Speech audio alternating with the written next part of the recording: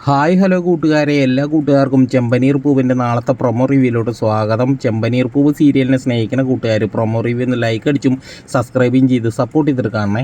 അങ്ങനെ നമ്മുടെ രവിയേട്ടനാണെങ്കിൽ ചന്ദ്രമതിയോട് പറയാണ്, 1000 പ്രശ്നങ്ങളുണ്ടാവും, പക്ഷേ അതൊക്കെ നീ പറഞ്ഞു തീർക്കണമായിരുന്നു, അല്ലാതെ അവളെ തല്ലിയത് ശരിയായില്ല എന്ന് പറയാൻ കേട്ടോ. അപ്പോഴാണെങ്കിൽ നമ്മുടെ ചന്ദ്രമതി പറയാണ് രവിയേട്ടനോട്, അവൾ കാണിച്ചത് കള്ളത്തരല്ലേ, ആ കള്ളത്തരം അറിഞ്ഞിട്ട് ഞാൻ അറിയാത്ത മട്ടിന് അവളെ സപ്പോർട്ട് ചെയ്തിട്ട് നിൽക്കണമായിരുന്നു എന്നാണോ നിങ്ങൾ ഈ പറയണത്? ആ സമയത്താണെങ്കിൽ നമ്മുടെ സുധിയാണെങ്കിൽ ഓടി പറഞ്ഞു വന്നിട്ട് പറയുകയാണ്, അച്ഛാ ശ്രുതി പോയി. അത് കേട്ട വശത്തിനാണെങ്കിൽ രവിയേട്ടൻ പറയുന്നത്, എടാ അവൾ പോകാൻ നേരത്ത് നീ നോക്കി നിൽക്കുകയാണോ ചെയ്തത്? അവളെ സമാധാനിപ്പിച്ചിട്ട് നീ ഇവിടെ പിടിച്ച് നിർത്തണ്ടായിരുന്നു.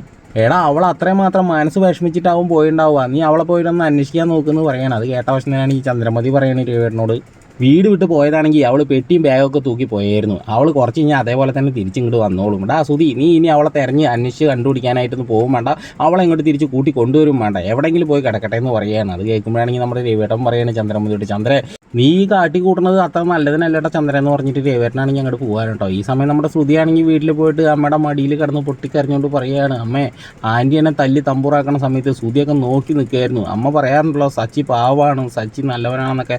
ആ സച്ചിയും ഇതിന് കൂടെ ചേർന്നിട്ട് തന്നെയാണ് അമ്മ എന്നെ ആൻറ്റി ഇങ്ങനെ തല്ലി തമ്പൂറാക്കി എന്നൊക്കെ പറഞ്ഞിട്ട് നല്ല രീതിയിൽ പൊട്ടിക്കരയാണ് കേട്ടോ. പിന്നീട് നമ്മുടെ സുധിയുടെ അമ്മയാണെങ്കിൽ സമാധാനിപ്പിച്ചിട്ട് വീട്ടിലേക്ക് പറഞ്ഞയക്കാനായിട്ട് സുഹൃത്തുക്കളെ. ഈ സമയം നമ്മുടെ ചന്ദ്രമതി ആണെങ്കിൽ സുധിയോട് പറയണത്, അവൾ തെറ്റ് ചെയ്തിട്ട് ആ തെറ്റ് മുഴുവൻ നിനക്ക് വേണ്ടിയിട്ട് ചെയ്തു എന്നാണ് അവൾ പറയണമെന്ന് പറയാണ്. പെട്ടെന്ന് നമ്മുടെ സുധിയാണെങ്കിൽ ആൻറ്റീന്നൊരു വിളിക്കുകയാണ്. ചന്ദ്രമതി തിരിഞ്ഞു നോക്കണ സമയത്ത് സുധീനെ കാണുകയാണ് കേട്ടോ സുഹൃത്തുക്കളെ.